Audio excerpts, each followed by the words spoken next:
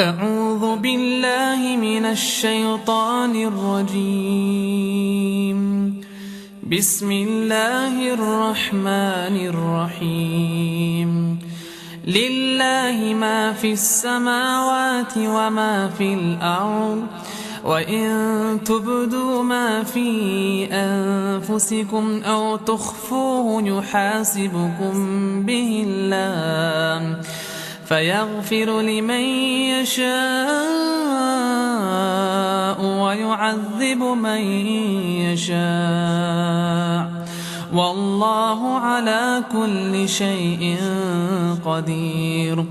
آمن الرسول بما أنزل إليه من ربه والمؤمنون كل آمن بالله وملائكته